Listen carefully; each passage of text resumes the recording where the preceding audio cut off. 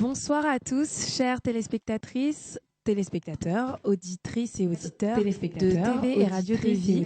Vous êtes dans votre émission Être une voix pour les sans-voix. Nous sommes très heureux d'être avec vous ce soir. Nous nous excusons pour le retard que nous avons pris et espérons que nous allons quand même passer un bon moment dans la présence du Seigneur. Nous le croyons en tout cas.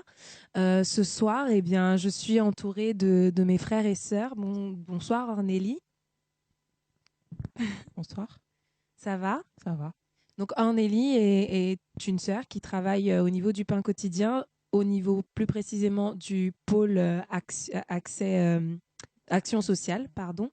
Donc qui travaille dans l'épicerie solidaire que nous avons eu l'opportunité, par la grâce du Seigneur, d'ouvrir la semaine dernière, samedi dernier. Donc nous avions commencé et nous allons revenir plus en détail sur ce thème d'ailleurs. Bonsoir Chancelvie. Bonsoir. Donc, Chancelvie, toi, tu travailles donc dans le pain quotidien toujours, oui, au niveau du pôle accès au droit. C'est bien ça. Donc, qui est en corrélation avec l'action sociale au niveau du pain quotidien. Et il y a une permanence juridique, c'est bien ça, qui est liée à l'épicerie solidaire, le grenier Solid Air, que nous avons donc mis en place et qui a ouvert ses portes samedi dernier. Nous avons aussi, bien sûr, Loufiane avec nous ce soir. Bonsoir. Comment ça va? Ça va, ça fait longtemps qu'on t'a pas vu. En effet, merci Seigneur. Je suis revenue parmi nous. Ça s'est bien passé, les fiançailles, tout? Oui, les fiançailles se sont très bien passées. Merci Seigneur, en tout cas, c'est-à-dire que le Seigneur travaille et on peut dire sur ça, non? Exactement. Et plus particulièrement, ce soir, nous recevons Awa. Bonsoir. Ça va bien? Ça va très bien, merci. Ok. Awa, toi, tu es déléguée syndicale dans l'entreprise dans laquelle tu travailles. Oui. Et en fait, si tu es là ce soir, c'est parce que tu vas pouvoir nous éclaircir, nous donner plus d'éclaircissements sur les droits auxquels ont droit les étudiants particulièrement, qui est une population particulière parce que beaucoup d'étudiants en fait n'ont pas beaucoup de moyens parce que beaucoup d'entre eux viennent d'autres régions que la région parisienne, pour nous qui sommes en Île-de-France. Et dans ce cadre-là, ça n'est pas facile pour eux souvent déjà d'accéder à un logement et ensuite d'avoir les moyens suffisants pour pouvoir se prendre en charge. Et donc, on va pouvoir ensemble donc, développer sur le sujet des droits aux étudiants qu'ils ne connaissent pas forcément. Et on va pouvoir en parler plus en détail. Et c'est une très bonne opportunité. Donc, si nous avons voulu aborder ce sujet ensemble, chers auditeurs, auditrices, téléspectateurs et téléspectatrices, ce soir, c'est dans le cadre de l'ouverture de notre épicerie solidaire. Nous voulions en fait pouvoir davantage donner des informations et des clés aux personnes qui sont dans le besoin pour pouvoir s'en sortir. Et au-delà donc de l'épicerie que nous avons ouverte, nous voulons vraiment mettre l'accent aussi sur l'accès au droit, dans le sens où nous ne voulons pas simplement donner à manger aux personnes, mais c'est vraiment les aider à rentrer dans un processus d'autonomie, de prise en charge personnelle. Et donc pour ça, nous savons qu'il est important aussi de pouvoir avoir des informations au niveau juridique pour permettre aux personnes d'avoir toutes les informations, toutes les clés en main pour pouvoir accéder à des droits qui sont les leurs, mais parfois qu'elles ne connaissent pas et pouvoir les aider à s'en sortir. Donc ce soir, on va d'abord prier avant de continuer sur cette lancée, avant d'aborder plus en profondeur notre sujet. Seigneur éternel, mon Dieu, nous voulons bénir ton nom pour ce moment que tu permets. Nous remettons toutes choses entre tes mains. Père éternel, mon Dieu, tu es celui qui connaît chacun de nos besoins, qui connaît chacune des questions que nous pouvons nous poser. Tu sais, éternel, aussi comment y répondre et nous voulons te faire confiance pour toutes choses. Seigneur, je prie que nos cœurs soient disposés, que notre esprit, Seigneur Père, aussi le soit pour recevoir ta pensée et pouvoir, Seigneur Père, apporter des solutions, Seigneur, aux questions que tes enfants peuvent se poser dans diverses situations, dans diverses difficultés qu'ils puissent rencontrer. Seigneur, nous voulons vraiment, Père, mon Dieu, être à ton écoute. Guide-nous durant ce moment au nom de Jésus. Amen. Une petite précision, tout au long de cette émission, vous aurez l'occasion d'intervenir, de participer, de poser des questions. On tentera d'y répondre au mieux en fonction des connaissances que nous avons sur ce plateau ensemble. Donc, je vous rappelle le numéro auquel vous pouvez appeler pour intervenir. C'est le 01 64 98 90 45. 01 64 98 90 45. Donc voilà, eh bien, sans plus tarder, nous allons commencer, Awa. Pas de problème. Ok, alors nous allons commencer par un revenu de solidarité active qui est a priori disponible pour tout le monde, mais il y en a un qui est plus précis, plus précisément attribué aux jeunes. Est-ce que tu peux nous en parler? Oui. Alors, c'est le revenu solidarité actif, mais jeune. C'est-à-dire que les étudiants de 18 à 24 ans, qu'on soit français ou non, si on est étranger, on doit justifier d'un titre de séjour, c'est tout, et d'avoir justifié d'une activité professionnelle pendant 2 ans sur les 3 dernières années. Donc ce revenu, vous pouvez le cumuler aussi avec vos bourses, si vous êtes boursier, ou les différentes aides de l'État qu'on va développer ce soir. Et ce revenu équivaut à 483 € par mois. Donc pour faire la démarche pour avoir ce revenu, il suffit juste de remplir un formulaire qui est accessible sur Internet pour tous les étudiants au point de vue de la caisse d'allocation familiale, tout simplement. D'accord, donc comme tu nous l'expliques bien, en fait, ça ressemble au RMI dans le sens où la personne, en fait, a travaillé au moins minimum 2 ans avant de faire cette demande-là sur les 3 dernières années et que, donc là, elle ne travaille plus, peut-être qu'elle reprend ses études et donc elle a droit dans ce cadre-là à 483 €. Tout à fait. C'est bien ça? Tout à fait. C'est le RSA remplace le revenu minimum d'insertion. C'est le RMI, exactement ce que tu viens de dire. D'accord, très bien. Donc, pour les personnes qui n'étaient pas au courant, maintenant, vous, étudiants, vous avez cette information. Une dernière précision avant qu'on aille plus loin. Il est possible, parce que ce soir, comme on aborde le droit, il y a beaucoup d'informations qui vont être données. C'est pas toujours facile de tout capter et tout retenir à l'oral en écoutant. Donc, ce que vous pouvez faire, c'est aller sur le site internet du Pain Quotidien, qui est le www.pain-quotidien.com. Vous allez dans le menu Action, puis dans la rubrique Pôle accès au droit. Et là, vous aurez un petit onglet sur lequel vous pouvez cliquer où il y a des informations liées aux aides sociales, donc qui sont les vôtres. Et là, vous aurez plus d'informations. En fait, vous aurez toutes les informations écrites auxquelles vous pourrez vous référer. Donc voilà. Mais on va continuer. Donc par rapport aux droits des étudiants. Il y a des aides aussi auxquelles les étudiants ont droit. Effectivement, il y a différentes aides. Alors, il y a 3 aides principales. Tout ce qu'on va vous décrire ce soir, ce sont des aides nationales. Donc, ça dépend de l'État et du territoire d'outre-mer aussi. Donc, vous pouvez en bénéficier. Donc, vous avez l'aide au mérite. Donc, c'est pour tous les bacheliers qui ont eu la mention très bien au bac. Donc, d'où l'importance de très, très bien travailler à l'école parce que ça rapporte gros. Vous allez avoir 1 800 € sur vos 3 ans d'études supérieures. Mais il faut vraiment après faire des études supérieures. Et si aussi vous êtes en master, pour ceux qui ont envie d'aller pour un bac plus 5, vous pouvez bénéficier de ces 1 800 € sur 3 ans. Sur 2 ans, pardon. Donc, travaillez très, très, très bien à l'école. Vous allez voir qu'au fur et à mesure de l'émission, il y a différentes aides qui s'échelonnent justement par rapport à votre mérite, par rapport justement à vos résultats scolaires. En gros, c'est pas un péché de bien travailler. Ah, c'est très très bien. Parce que des fois, on peut se dire, travailler. Il y a eu beaucoup d'apôtres. Pierre n'a pas été à l'école, les autres apôtres n'ont pas été à l'école. Pourquoi aller à l'école?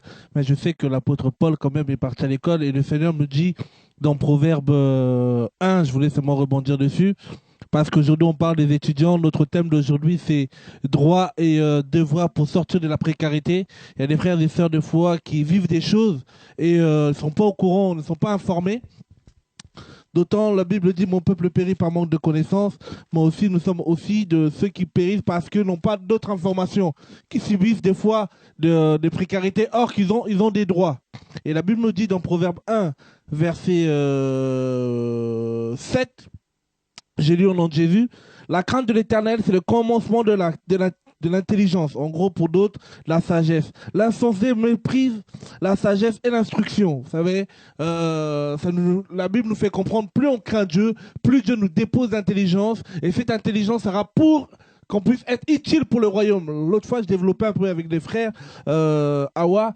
C'est vrai que des fois, il y en a qui ne veulent pas pousser un peu loin les études. Mais je sais qu'avant qu'il y ait des dons, avant qu'il y ait des ministères, le Seigneur donne à tout à chacun des talents. Dieu, même dans le ministère, Dieu ne travaille pas avec les feignants. Vous allez voir qu'Élie, avant de répondre à l'appel, Élisée, pardon, avant de répondre à l'appel, il était en train de travailler. David, avant de répondre à l'appel, il travaillait. Ce qu'il vient de dire, on doit travailler. Maintenant, quand on travaille, on a des droits. Et par rapport à ces droits, quand on va à l'école, on a des droits. Quand on est peut-être sans papier, ça ne sera pas pratique, mais on a quand même certains droits dans la CMU, on essaiera de voir ça tout à l'heure. Aujourd'hui, en fait, on veut vous dire, vous faire comprendre que, frères et sœurs, en tant qu'étudiant, tu as des droits. C'est pour cela, on va encore continuer certains aspects que tu vas nous développer. Awa. Oui, bien sûr. Donc, hormis cette aide au mérite pour les études supérieures, il y a l'aide à la mobilité internationale. Donc, il y a beaucoup d'étudiants qui vont soit pour un stage, soit pour des échanges culturels, soit pour simplement terminer leurs études à l'étranger. Vous avez une bourse de 400 € qui est d'aller sur 2 à 9 mois. Donc ça, cette bourse, il faut la demander, cette aide plutôt, excusez-moi, il faut la demander auprès de votre établissement tout simplement. Et ça, sachant que par exemple, des étudiants qui vont étudier dans les pays de l'Est, vous savez très bien que c'est pas cher du tout là-bas, la vie. Ça n'a rien à voir avec ici. 400 €, ça vous permet vraiment de vivre et d'étudier tranquillement. Donc, n'hésitez pas à faire cette aide-là, parce que de demander à avoir cette aide-là, parce que c'est très important. Et la troisième aide nationale, elle n'est pas des moindres, c'est le fonds de solidarité d'urgence. Alors ça, c'est pour tous les étudiants qui sont, par exemple, dans une situation très, très précaire, qui rencontrent de très, très graves difficultés. N'hésitez pas à vous adresser à votre CROUS de votre académie. Vous montez votre dossier et selon votre situation, tout simplement, soit une partie ou la totalité de votre scolarité sera prise en compte. Et on peut vous donner, par exemple, une aide personnalisée et adaptée à votre situation. Donc, ne restez pas seul. On est tous chrétiens, on prie Dieu. Dieu pourvoit, Dieu aide, mais Dieu aide les gens qui s'aident aussi. Donc, n'hésitez pas à taper auprès des portes, à aller voir des personnes, à vous lever, parce que sans rien faire, Dieu ne viendra pas à votre porte pour vous dire « fais ci ». Dieu aime les personnes qui se lèvent et qui se battent. Donc, voici les 3 aides principales dont vous pouvez bénéficier. J'ai une question. Par rapport à l'aide d'urgence, le Fonds national d'aide d'urgence, ça concerne aussi les étudiants étrangers? Oui. D'accord. Oui. Parce qu'il y en a beaucoup en France, en l'occurrence des personnes qui viennent de l'étranger pour travailler et étudier. Qui n'ont même pas conscience qui ont droit à cette aide-là. Mm. Comme on en parlait en aparté avant l'émission, il y a beaucoup d'étudiants étrangers. Dès que vous travaillez, vous justifiez d'un contrat de travail, vous pouvez bénéficier d'un titre de séjour. Ah. Donc ça, c'est très important. Parce qu'il y a beaucoup d'étudiants étrangers qui ont un titre d'étranger, qui étudient qui soit prolongent leurs études, mais qui ont envie de travailler. Parce que quand on est étranger, on n'a pas de papier, on a un titre de séjour provisoire. Trouver un emploi, trouver un logement, se débrouiller, c'est très, très, très difficile. Donc, essayez de trouver ne serait-ce qu'une promesse d'embauche et vous allez pouvoir faire vos démarches auprès de la préfecture pour avoir un titre de résident. Je voudrais revenir sur l'aide à la mobilité internationale. Parce que par rapport aux informations que tu nous donnes, c'est très important, sachant que moi-même qui suis étudiante, et puis je vois aussi autour de moi, il y a beaucoup d'étudiants au jour d'aujourd'hui qui essayent de perfectionner au niveau de la langue, donc qui ont vraiment le projet d'aller à l'extérieur. Cependant, il y a beaucoup de personnes, malheureusement, qui se découragent par rapport aux finances, justement, malgré qu'ils ont les projets, mais ils ne vont pas jusqu'au bout, en fait, de leur projet. Et tout à l'heure, tu disais que pour bénéficier de cette aide, il faut demander à l'établissement. Cependant, quel établissement? L'établissement où on a commencé en fait sur le territoire français, ou est-ce que c'est à partir dès lors où on trouve une école en fait à l'étranger et qu'on a le projet justement de partir, est-ce que c'est auprès d'eux qu'il faut demander de l'aide financière pour pouvoir déménager et s'installer là-bas? Donc c'est auprès de l'établissement français, puisque c'est une bourse nationale française. Et il faut savoir que la plupart des établissements d'études supérieures ont des accords, surtout via l'Europe, et même au-delà, puisqu'il y a le programme Erasmus. Donc, il y en a beaucoup qui connaissent déjà cette aide-là. Donc, c'est quasiment une formalité. Par exemple, même pour les BTS, entre guillemets, vous pouvez avoir des stages à faire. Et les stages, vous pouvez aussi les faire à l'étranger.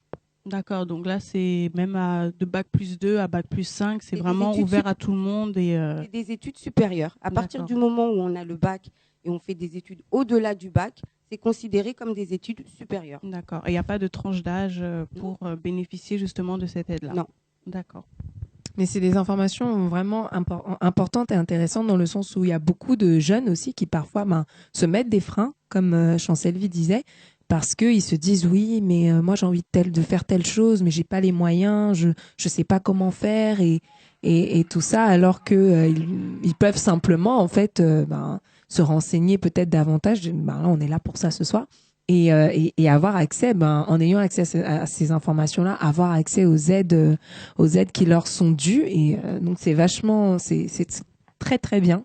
Je m'en rends compte moi-même pour les étudiants qui parfois hésitent et en fait ne devraient pas parce que ils ont de quoi pouvoir faire leurs études tranquillement, quoi. D'où l'émission d'aujourd'hui, c'est une méconnaissance de leurs droits. C'est pas l'État, c'est pas votre professeur, c'est pas votre pion entre guillemets qui va vous dire tu peux faire ci, tu peux faire ça, tu as droit à ci, tu as droit à ça. D'où l'importance vraiment de se documenter. Nous on aide en tant que chrétiens, on va essayer d'aider les chrétiens, mais néanmoins c'est aussi une démarche personnelle de se dire que moi je veux faire quelque chose, j'ai un projet, je vais aller au bout de mon projet, donc je vais me lever, je vais taper à toutes les portes. C'est pas une critique, mais beaucoup d'étudiants se découragent, comme tu l'as dit très bien, très vite. Si on a un objectif, c'est comme une foi. Quand on a la foi, on n'a pas la foi 10 minutes. Dès qu'on a une adversité, on ne va pas s'arrêter. Mais en même temps, Awa, Jésus revient bientôt. Pourquoi aller pousser les études trop loin? Pourquoi se prendre la tête avec ces genres de choses? Mais là, on est là maintenant sur Terre. D'accord. Il ne nous a pas encore enlevés. Ok, là, mais c'est pour dire, parce qu'il y a des jeunes qui se disent, oui, on parle de tout ça, mais moi, je me prépare à partir. Est-ce que vraiment important d'entendre ce genre de discours? C'est très important. Amen. Jésus, quand il va revenir, il va venir nous chercher, on va partir au ciel. Amen. Mais pour l'instant, on est sur Terre avec des réalités très concrètes. Voilà, ça veut dire qu'en fait, les réalités sont là. Elles sont là. On ne peut pas se voiler la face, se dire, moi, on n'est pas dans un monastère en même temps. Non, non. Ok. Et puis, on n'est pas dans le monde magique des bisounours, surtout. Non, surtout ça. Surtout. Effectivement, moi, par rapport à ce qu'on est en train de développer, je me rends compte qu'il y a beaucoup d'étudiants aussi qui se disent qu'ils vont pas faire trop d'études parce que, et souvent même des chrétiens, comme on le dit, parce que Jésus revient ou que c'est pas le plus important, tout ça, machin dans la vie. Alors que, je suis désolée, mais un minimum de moyens financiers, ça permet aussi d'avoir un confort. Ça permet de pouvoir prendre le temps avec ses enfants, de s'offrir de temps en temps des moments en famille, ce genre de choses qui sont très importantes pour des chrétiens. Mais comme on s'arrête à des métiers peut-être, je dirais, de base, ou parfois aussi on va même s'ennuyer parce qu'on nous donne des tâches pas forcément intellectuellement poussées, on termine là et au final on n'aime pas ce qu'on fait et on gagne pas beaucoup de sous, mais bon, Jésus revient, c'est pas grave. Enfin, moi ce dont je me rends compte, c'est que en tant que jeune, on a le droit, même chrétien, d'avoir un minimum d'ambition, bien sûr avec le Seigneur, sans mettre l'argent et son travail avant le Seigneur ou avant sa famille, mais rien n'empêche de pousser, d'autant plus si le Seigneur nous donne les capacités intellectuelles. Pourquoi ne pas le faire? Pourquoi se limiter? Pourquoi dire non? Finalement, on n'en sait rien. Dieu veut de ses enfants partout. Autant dans peut-être des métiers qui demandent pas forcément beaucoup d'études parce que Dieu les appelle pas à ça, autant il en veut dans des métiers où on demande beaucoup d'études et où nous serons là pour pouvoir parler aussi aux personnes qui seront à des niveaux, je sais pas, de direction dans certaines entreprises par exemple. Exactement. Si je peux rebondir un petit peu sur ce que vous avez dit, c'est tout à fait vrai.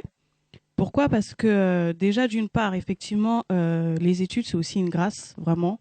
C'est pas tout le monde qui arrive à aller loin dans les études. Donc, quand on a cette possibilité-là, cette grâce-là, autant la faire.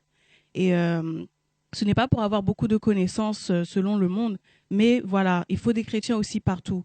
Et ça, c'est important d'illuminer partout où on est. Et c'est pas seulement dans un milieu où on gagne que le SMIC, si je peux dire ça comme ça. Même auprès des directeurs, ils ont besoin d'entendre l'évangile. Et aujourd'hui, on voit juste les études, on ne sait pas où ça peut nous ramener demain. Ça, c'est la première des choses. La deuxième des choses que je pourrais dire, c'est que ces aides-là sont très importantes. Pourquoi? Parce que même autour de moi, je vois des personnes qui font des études qui sont très importantes et on demande beaucoup de travail, mais malheureusement, derrière, ils ont des emplois. Et ils n'arrivent pas à vraiment se concentrer en fait dans leurs études et parfois certains peuvent malheureusement redoubler, refaire l'année parce que voilà, ils essayent de cumuler emploi sur emploi, non pas parce qu'ils veulent faire plusieurs choses en même temps, mais parce qu'il y a ce besoin de finances. Dès lors où on est étudiant et qu'on est majeur, il y a des responsabilités aussi derrière. Et là, justement, au travers de ces aides-là, on a la possibilité de finir nos études tranquillement, de se concentrer dessus et également d'avoir des aides financières pour subvenir aussi à nos besoins, aussi bien au logement, comme on pourra parler tout à l'heure, mais aussi aux petits besoins de tous les jours, et tout en faisant les études tranquillement, en fait. Voilà. Moi, j'irais même plus loin. Il y a des personnes qui s'empêchent de faire des études parce qu'ils n'ont pas les moyens, et les parents ne peuvent pas le financer non plus. Quand on est issu d'un milieu ouvrier, pour la plupart, c'est notre cas, nos parents, aujourd'hui, moi, je gagne beaucoup plus que ma mère. J'ai eu la chance de faire des études supérieures. C'est pas ça qui a sauvé ma vie non plus, hein. Tous les parcours sont bons. Mais il est très important aussi de ne pas être une charge pour ses parents. On a des parents qui, la plupart du temps, viennent d'Afrique, n'ont pas eu la chance, ou certains ont eu la chance de faire des études comme nous, mais ce n'est pas dans le même contexte. En France, ça coûte cher. Rien que le fait d'acheter des livres scolaires, quand on fait des études supérieures, ça coûte très, très cher. Les droits d'inscription, et ça dépend des écoles. Si on commence à parler des masters, quand je parlais de la prime au mérite de 1 800 €. Tu peux nous donner quelques chiffres si tu t'en donnes, non? Pour les masters? Oui. Les masters, pour une population d'étudiants, tu en as à peu près, de nos jours, tu en as 30% qui font des masters, il n'y en a pas beaucoup. Tu as beaucoup plus de personnes qui sont ça dépend des milieux surtout. Dans notre milieu à nous, il n'y en a pas beaucoup. Par contre, tu as beaucoup de personnes qui travaillent, donc des jeunes actifs ou des actifs qui reprennent leurs études parce que quand ils étaient jeunes, ils n'avaient pas la possibilité de financer ce type d'études. Il faut savoir qu'une école de master ou une école de commerce, c'est minimum 6 000 € le trimestre. Donc ça coûte extrêmement cher. Et il y a des gens qui s'empêchent de faire des études, qui ont la connaissance, qui ont les résultats, qui ont tout, mais qui ne peuvent pas parce que les finances ne suivent pas. Et tu as des parents qui voient des enfants qui ont... Il y a même des enfants qu'on voit qui savent plus quoi faire parce qu'ils vont faire, comme tu le disais très bien tout à l'heure, une activité qui ne leur plaît pas et qui ne correspond pas à leur profil. Mais parce qu'ils n'ont pas les moyens. C'est pour cela qu'on tient à rappeler encore la thématique de ce soir, ses droits et devoirs pour sortir de la précarité. Et vous pouvez encore nous appeler si vous avez des questions. Toi qui es étudiant, toi qui me regardes, toi qui habites en France ou dans les Outre-mer, c'est bien ça, dans les dom-toms, 97 2 1, tout ça. Vous pouvez nous appeler au 01 64 98 90 45. Je répète, 01 64 98 90 45. Veuillez poser vos questions. Si tu es étudiant, tu as des petites choses qui te bloquent, tu as envie d'aller loin dans les études, mais tu vois que les financements, c'est pas toujours ça. Tu as besoin des aides, tu as besoin de savoir quels sont les dispositifs qui existent pour t'aider à aller loin dans tes études, ces études-là, pour t'aider aussi demain à répondre à l'appel du Seigneur, à servir le Seigneur dans le royaume, parce que je peux vous assurer que on parle encore des études, non pas pour s'enrichir, non pas pour devenir riche sur la terre, mais on s'en parle des études pour répondre à l'appel du Seigneur, pour aussi faire avancer le royaume. Il y a certains, par exemple, ici on est à TV Lévis, mais il faut des personnes qui soient qualifiées dans le, comment on appelle ça, dans la cinématographie, je sais pas comment on appelle ça, dans l'audio, toutes ces choses-là. C'est vrai que la grâce, elle est là, mais la grâce se travaille. Et comment on le travaille? En allant dans les études. Par exemple, il n'y a pas longtemps, on a dû reprendre les études. C'est vrai qu'on est des autodidactes dans notre façon de faire, mais on a besoin d'aller pousser un peu loin dans ce que l'on fait pour faire un travail aussi spécial et qui honore le nom du Seigneur. Pour cela, frères et sœurs, vous qui aimez, toi aussi qui as cette grâce-là d'être poussé un peu loin dans les études, tu sais que filmer c'est ton talent, c'était c'est un talent que Dieu a mis en toi, tu as envie de le perfectionner encore dans les études, n'hésite pas. Il y a des structures qui existent pour t'aider. Et c'est pour cela le Seigneur a permis ce soir, on ait cette émission un peu pour parler de comment nous aider à reprendre de l'avant si on a dû s'arrêter parce qu'on n'avait pas de moyens, comment reprendre encore notre envol avec le Seigneur. Et le Seigneur fait grâce aux païens, hein, comme le dit hein, dans Ecclésiaste là-bas, fait grâce aux païens pour faire les choses pour nous. Et moi, j'aimerais bien parler par rapport au logement. Qu'est-ce que tu en dis par rapport au logement? Pour le logement, pour les aides d'installation logement pour les étudiants. Il y a ce qu'on appelle, alors c'est spécifique à la ville de Paris. Aurélie en parlait en préambule tout à l'heure pour les étudiants de province, par exemple, qui montent sur Paris. Donc la ville de Paris a mis en place l'AILE, donc l'aide à l'installation au logement étudiant. C'est une aide de 900 € qui permet aux étudiants de s'installer tout simplement. Alors ça ne convient pas dans des meublés, parce que vous avez déjà tout dedans. Vous faites la demande auprès de la mairie de Paris et sous réserve d'acceptation de dossier, on va vous donner cette aide. Les seuls critères, les conditions d'acceptation sont d'être étudiant à Paris et d'être domicilié à Paris et d'avoir une école à Paris. Donc c'est vraiment parisien. Et surtout, pour le bail, parce que c'est aussi un des critères, il faut être signataire du bail, qu'on soit en colocation, qu'on ne soit pas en colocation, il faut être signataire du bail. Ça, c'est l'aide principale pour Paris. Après, les étudiants ont l'aide de l'APL. Donc ça, cette aide-là, tout le monde l'a. L'ALS, qui est moins connue, c'est d'aide au logement social. Donc c'est toutes les personnes qui sont dans des foyers.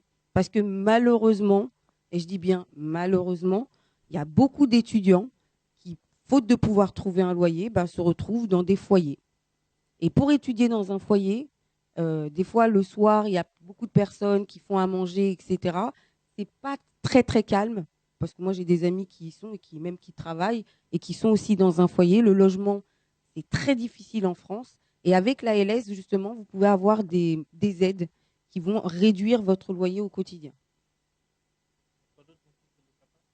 Oui, alors le Locapass, c'est ça, qu'on soit étudiant ou pas étudiant, tout le monde peut en bénéficier. C'est ça la bonne nouvelle. Donc le Locapass, c'est une sorte de caution. C'est généralement, c'est très dur de trouver quelqu'un qui va porter caution pour vous, pour votre appartement. Parce que c'est une très grande responsabilité de se porter caution pour quelqu'un. Si quelqu'un ne paye pas son loyer, c'est vous qui payez à sa place. Donc, tout le monde ne prendrait pas cette responsabilité. Le Locapass le fait à hauteur de 2 300 € et vous avez 3 ans pour le rembourser. Donc ça peut vous faire des échéances, ça dépend de votre loyer, mais ça fait des échéances entre 16 et 25 € par mois. Donc c'est clairement abordable, encore plus pour les étudiants, parce que un franc 6 sous, c'est quand même pas mal pour un étudiant, vu qu'il ne gagne pas beaucoup. Mais c'est aussi valable pour les foyers. Donc que ce soit les personnes qui vont emménager ou qui vont déménager dans un autre appartement, vous pouvez bénéficier de ça. Et il y a une autre aide qui s'appelle le Fonds social solidarité logement. Donc là, qu'on soit étudiant, qu'on ne soit pas étudiant, c'est pour les foyers. Donc un foyer, qu'on soit étudiant ou pas, c'est un foyer. Et donc ce fonds vous permet de payer, soit si vous êtes locataire, si vous êtes propriétaire, si vous êtes personne hébergée à titre gracieux ou si vous êtes dans un foyer, vous pouvez bénéficier de ce fonds. Ce fonds consiste à, soit pour les gens qui sont propriétaires, d'avoir une caution financière, soit pour les gens qui sont locataires, à avoir le premier loyer de payer, d'avoir une assurance logement. Ça vous permet aussi de payer les loyers en retard, donc la dette des loyers, et de payer pas toutes vos factures, mais une partie de vos factures, telles que l'électricité, l'eau, le gaz et le téléphone. Donc, si vous voulez bénéficier de ce fonds Solidarité Logement, pour les étudiants et les familles, tout le monde peut en bénéficier. À partir du moment où on a un appartement, on a un foyer. Donc, c'est pour tous les foyers. Donc, il suffit de faire la demande auprès du Conseil général de votre département. Et pour la ville de Paris, parce que Paris est toujours très spécifique, il faut faire la demande auprès de centres d'action sociale.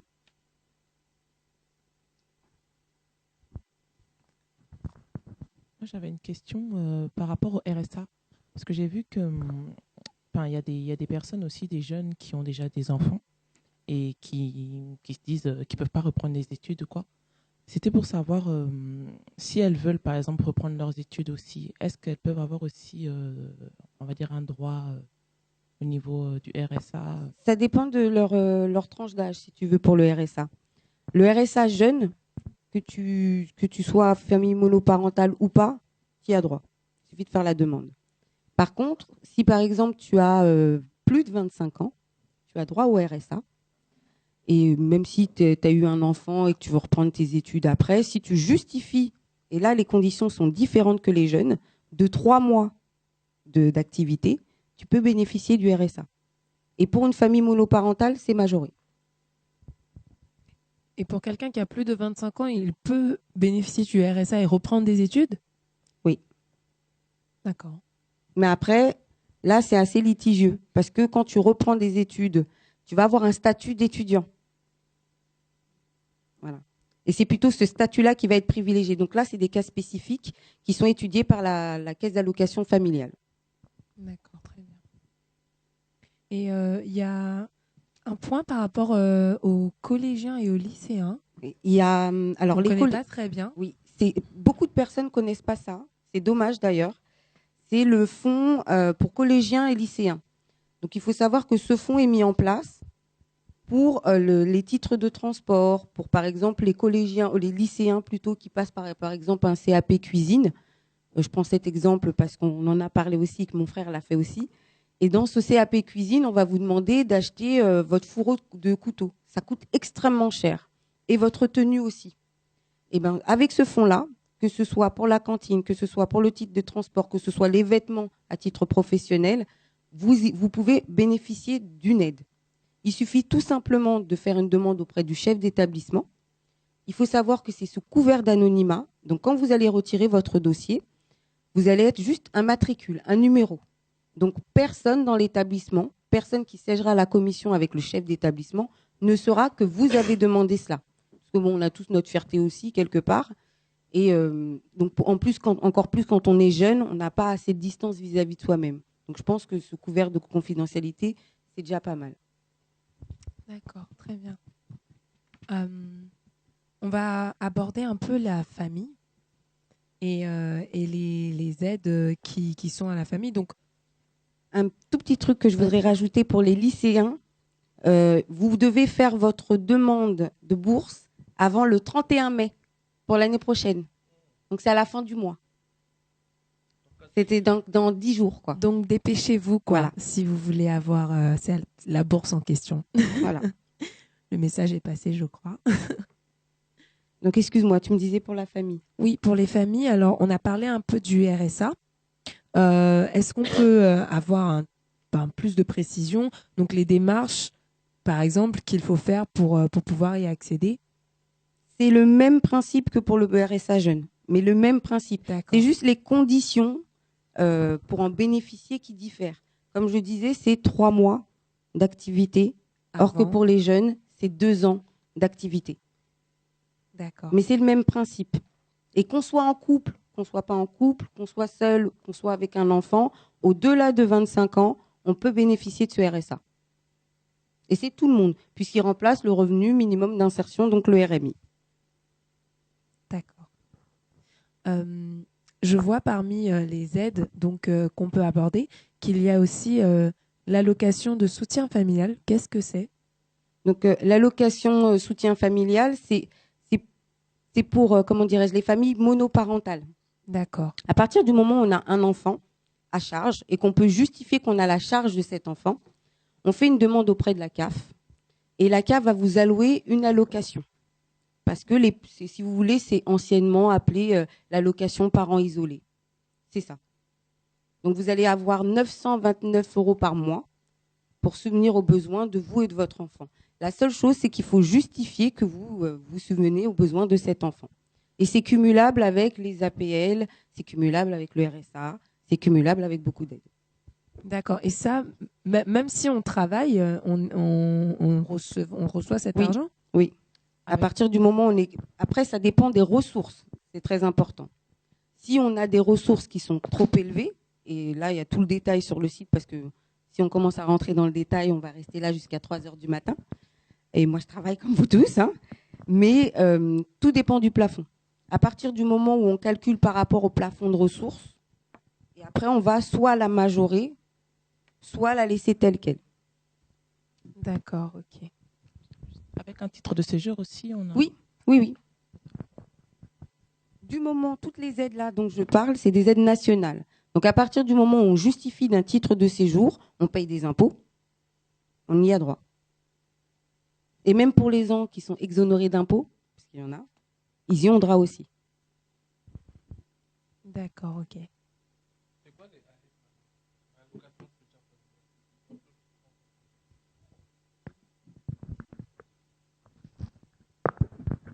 Je disais les AF, en fait, les allocations de soutien familial. Tu peux un peu nous en parler? Je viens de le faire. Ok. Et quelles sont des pensions alimentaires non fixées par les juges un peu? Alors, ça c'est différent. C'est-à-dire que quand on est parent isolé, Mhm. soit parce que le père n'a pas reconnu l'enfant et on se retrouve tout seul, soit parce qu'on s'est séparé du père de l'enfant qui ne nous verse pas une pension alimentaire. Donc là, on peut aller auprès du juge des familles et c'est le juge des familles qui va statuer d'une pension alimentaire en plus de l'allocation. Petit nota bene pour les personnes. Mhm. Alors, je ne maîtrise pas le droit, hein, On je le ne rentre fera pas la dans le prochaine détail, fois, le 21, oui. mais vous pouvez, en tant que femme, par exemple, qui se retrouve seule avec un enfant et que le père ne veut pas le reconnaître, vous pouvez le contraindre à un test de paternité via justement le juge des familles. Et le juge des familles peut le contraindre à payer une pension alimentaire. Les histoires des pensions alimentaires, en tout cas, nous qui sommes chrétiens, prions au Seigneur que ces choses-là n'arrivent pas au nom de Jésus. Alléluia. Parce que personnellement, Amen. j'ai rencontré, il y a quoi, il y a trois vendredis, vous savez que depuis début avril, le Seigneur nous a fait grâce d'aller voir les sans-abri à la mission évangélique parmi les sans-logis.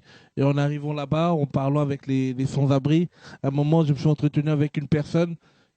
Il me disait qu'il était policier, mais il vivait dehors. Pourquoi? Parce qu'il devait payer la pension alimentaire de ses 4 enfants.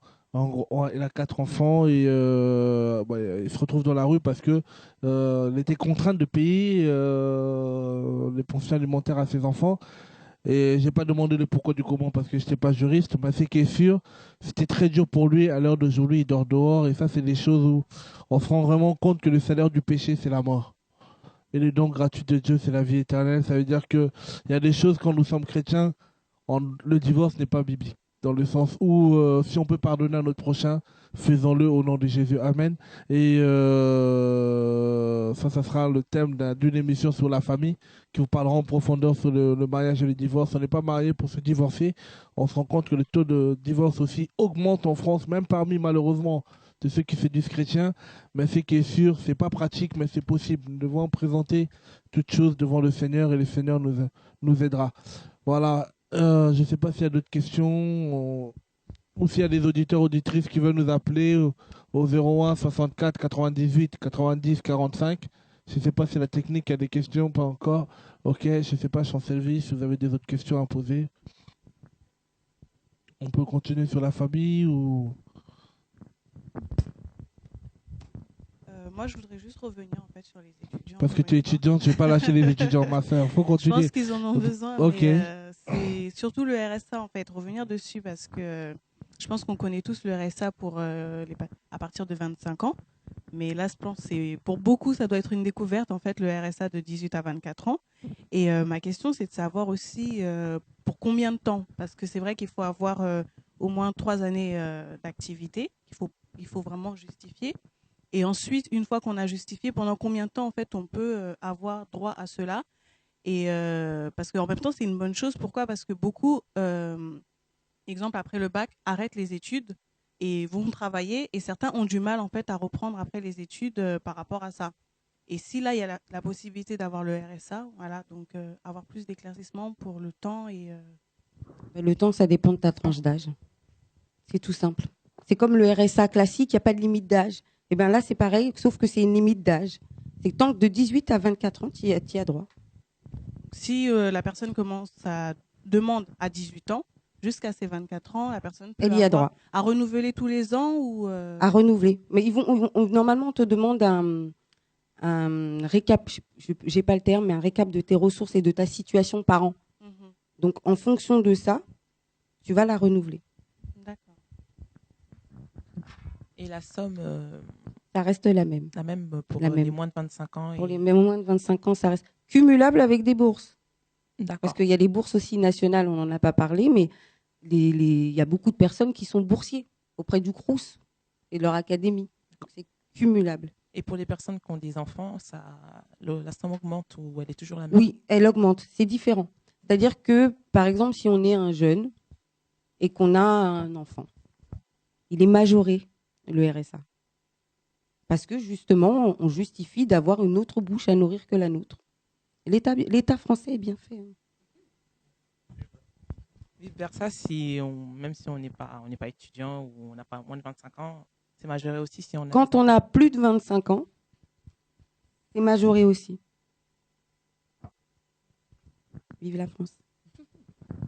Mais moi, je me demande comment ça se fait qu'on n'ait pas en fait plus d'informations sur toutes les aides dont on est en train de parler. Parce que moi, avant de m'intéresser au thème de cette émission, il y en a plein que je ne connaissais Pourtant, pas t'es non plus. étudiante. Et pourtant, oui, je suis étudiante aussi. Beaucoup d'étudiantes ici. Ce que je disais en préambule, personne ne va vous dire, et encore moins l'État français, que vous pouvez bénéficier de telle ou telle aide. D'où l'importance de, quand je disais de se lever, moi je m'y suis intéressée parce que j'ai une petite sœur de 21 ans, 22 bientôt, si elle m'entend, elle va me tuer, qui fait ses études. Et justement, ma petite sœur, comme elle fait comme tous les étudiants, elle galère. Et je me suis intéressée un peu à tout ça. Donc c'est un peu Travailler venu. au McDo ou non? Elle travaille au McDonald's, ouais. Elle en peut plus. D'ailleurs, petite parenthèse, pour les étudiants qui travaillent dans un grand groupe, alors il y a beaucoup de personnes qui dénigrent le McDonald's parce que bon, c'est le McDo. Non, mais Ok. je précise, t'es pas jeune, toi. Voilà. Si, un peu. Donc il y a beaucoup de jeunes qui hésitent à travailler au McDonald's parce que bon, ça n'a pas une super belle image. Il faut savoir que le McDonald's est un grand groupe au point de vue international. Il est présent dans tous les pays. On va en Afrique, tout le monde connaît le McDo. Hein. Même à Tombouctou, on connaît le McDonald's. Tombouctou, c'est au Sénégal, c'est en plein Cambrousse, quoi. On connaît le McDonald's. Il faut savoir que quand vous êtes dans un grand groupe, ce grand groupe participe à l'OPCA, qui s'appelle l'organisme paritaire collectif agréé. Donc c'est un organisme qui finance le DIF, le CIF. Le DIF, c'est quoi le DIF? Le DIF, c'est un dispositif de formation sur lequel on a 120 heures par an. Et c'est un plafond, on ne peut pas aller au-delà de ces 120 heures. Et quand on est salarié, on peut partir en formation ou reprendre ses études, etc. Et pour l'OPCA, justement, pour certains étudiants qui veulent financer certaines écoles, vous pouvez passer par votre employeur sous réserve d'acceptation des dossiers. C'est votre employeur qui maintient votre salaire et qui paye votre école. C'est beau ça. C'est très dur de l'obtenir. Je tiens à vous le préciser. Il faut vous battre. L'employeur peut refuser, hein, mais il doit d'abord soumettre son dossier à l'OPCA par arrêté ministériel parce qu'il cotise. Mais il faut savoir qu'il faut se battre. Pourquoi? Parce que faut se mettre à la place d'un employeur. Moi, j'embauche quelqu'un, c'est pas pour le financer ses études, pour qu'il s'en aille. Hein, ils sont pas chrétiens, hein, l'employeur. Hein. C'est du profit et du profit. Donc, essayez. Je vous préviens à l'avance, ça va être très, très, très, très dur. Mais le jeu en vaut la chandelle. C'est pour cela qu'en fait, on tient encore à répéter l'optique de l'émission d'aujourd'hui, c'est de droit et devoir pour sortir de la précarité. En fait, en entendant Awa aujourd'hui, je me rends compte réellement que nous sommes dans un pays, en France, dont on ne peut pas rester, si je peux me permettre d'utiliser cette expression, on galère. Tout est mis en place pour nous aider à aller de l'avant. Maintenant, à nous de savoir les dispositifs. C'est vrai qu'on ne connaît pas tout, on ne pourra pas effectivement tout dire aujourd'hui, mais ce qui est sûr, tout est mis en place pour t'aider. C'est pour cela que hier, au niveau du pain quotidien, on avait la banque alimentaire Ça consistait plus à donner pour donner. Et on est sorti de là parce qu'on veut que les frères et sœurs que nous sommes, que vous êtes, pardon, et que, en fait, aller vers l'autonomie. C'était pour aller vers l'autonomie, on a mis en place cette épicerie solidaire, le grenier solidaire qui a commencé depuis samedi dernier, par la grâce du Seigneur, qui consiste simplement à nous donner un coup de pouce pour aller vers l'autonomie, pour vous aider à vous prendre en main.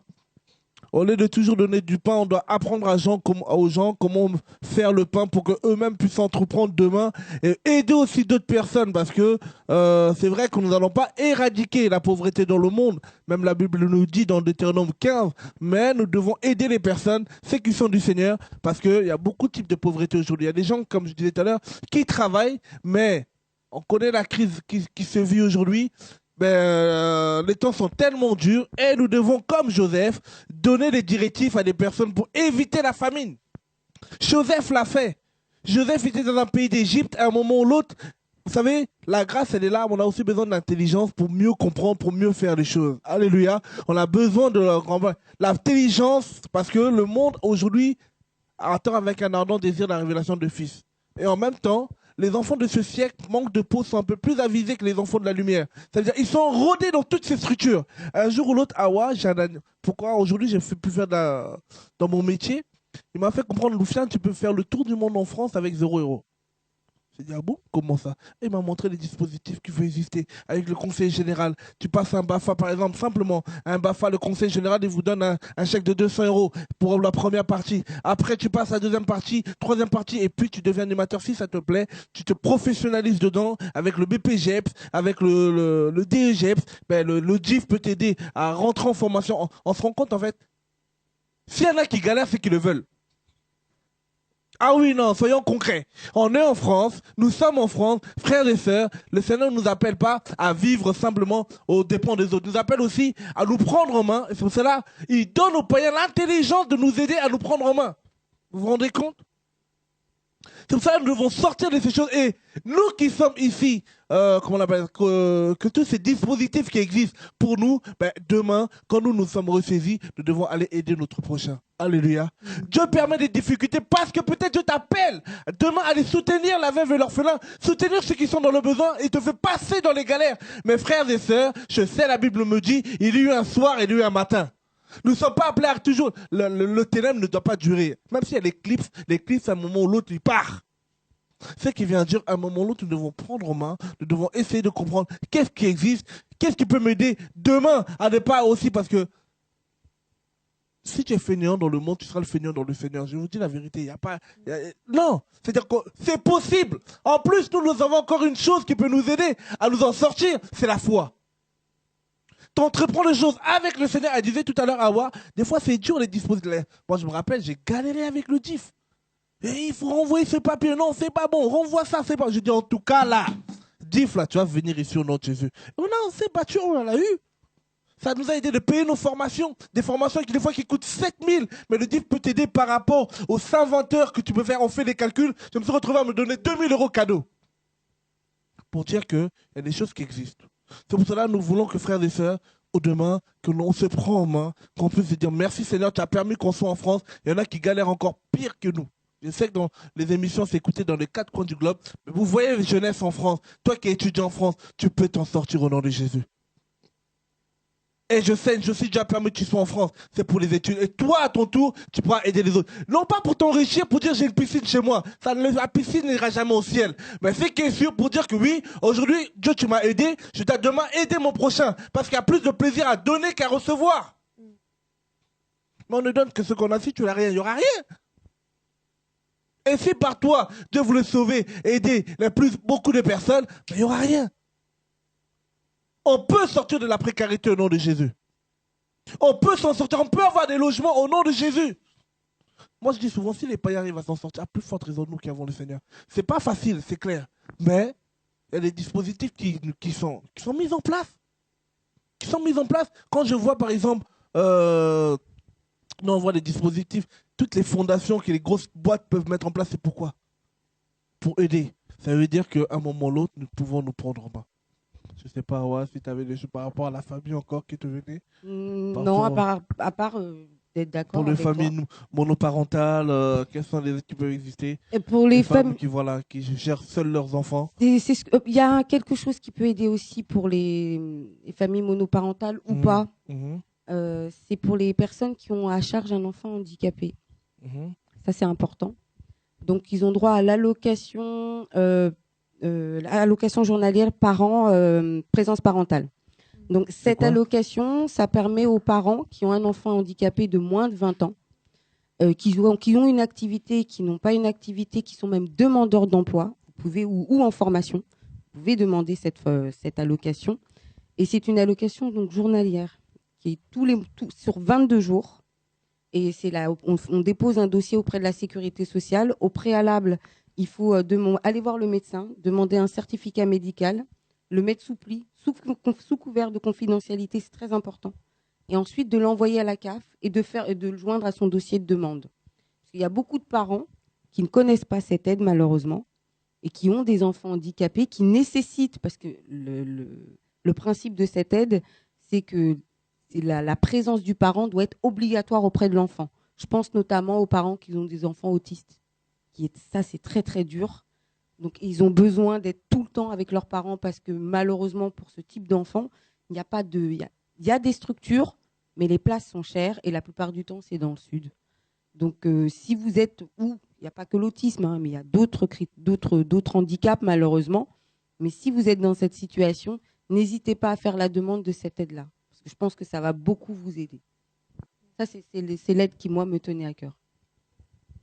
Et pour les personnes qui n'ont pas de titre de séjour en France, comme on est en France, on parle de la France, qu'est-ce qui est mis en place pour eux, à ta connaissance alors Il y a énormément de choses.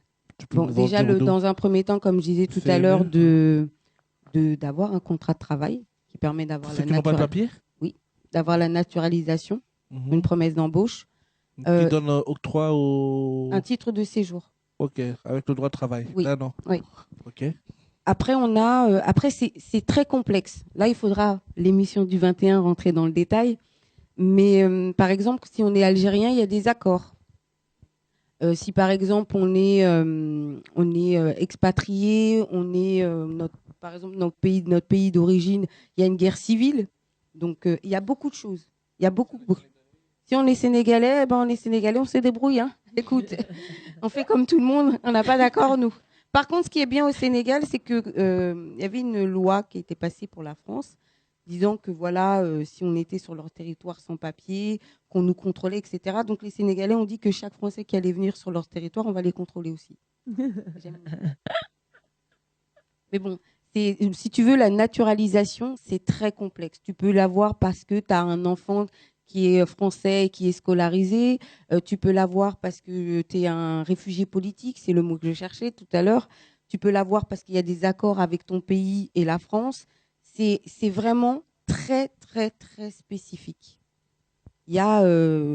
C'est un domaine, il faut 3-4 émissions pour entrer dans le détail. Réfugié politique, ça veut dire quoi ça? Parce que réfugié politique, il y en a qui disent qu'ils ont fait de l'armée à l'époque au pays, alors qu'ils n'ont jamais été à l'armée. Ils disent que le président le recherche, encore le président ne le connaît pas. Concrètement, c'est quoi être réfugié politique? Réfugié politique, c'est qu'il y a un conflit dans ton pays, par exemple les Rwandais, qui venaient en France, qui fuyaient leur pays pour pouvoir trouver une terre d'asile. Il faut savoir que la France, historiquement, c'est une terre d'asile.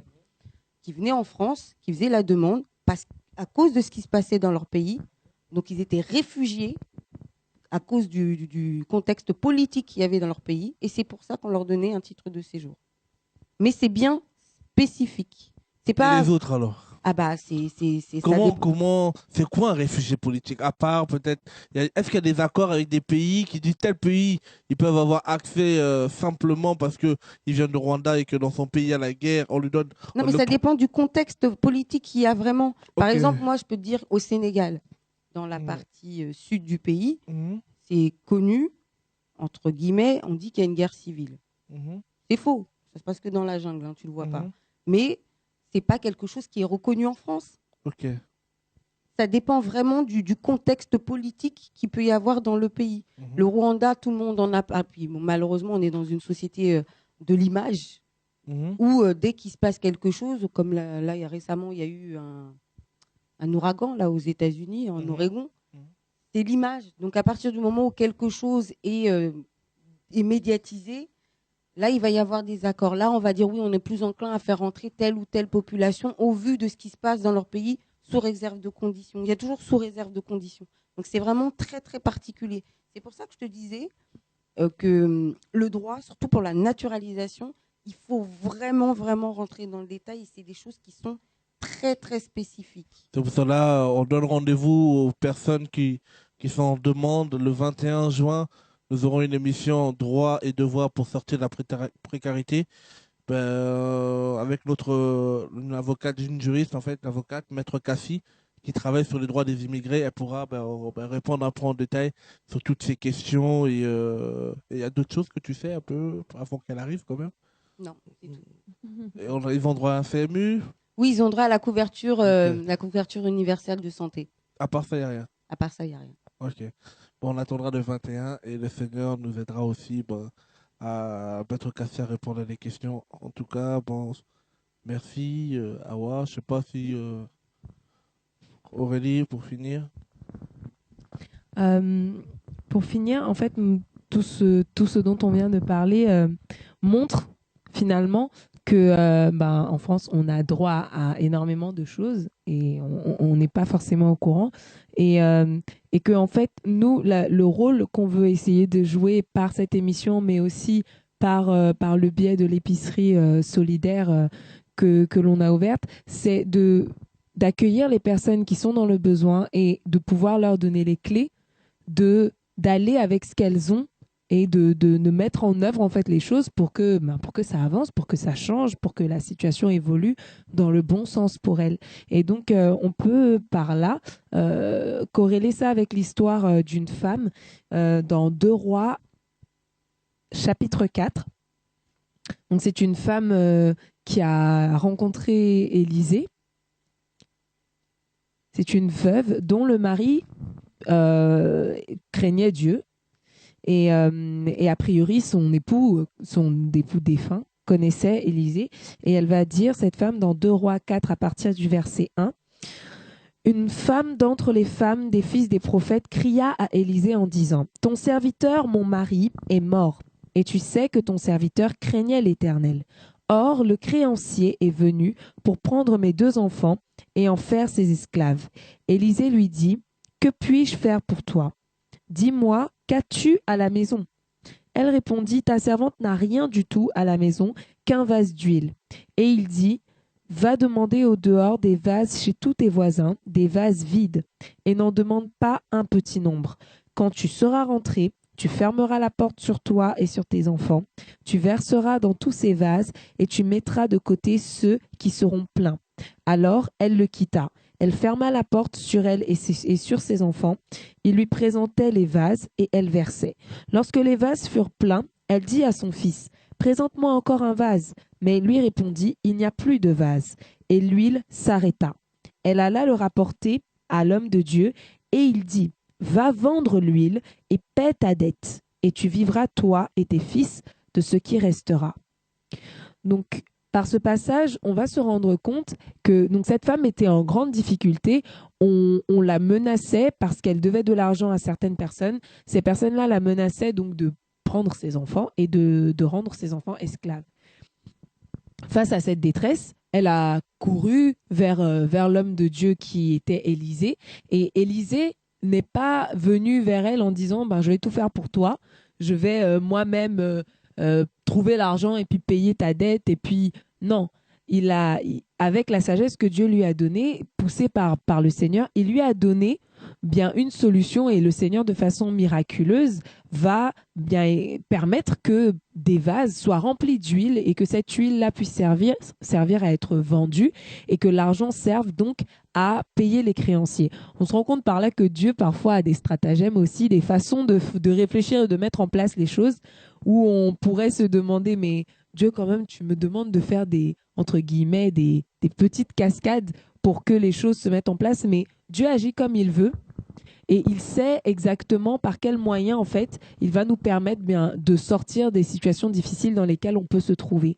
La seule chose à faire déjà pour commencer, c'est de chercher de l'aide et d'être sincère dans le fait que il y a un problème et on a besoin d'aide et de ne pas avoir honte. Cette femme-là était en détresse. Elle n'a pas eu honte d'aller vers Élisée et de dire si personne ne fait rien, mes fils vont être rendus esclaves et moi, je n'ai pas les moyens de faire quoi que ce soit parce que je ne peux pas donner d'argent à ses créanciers.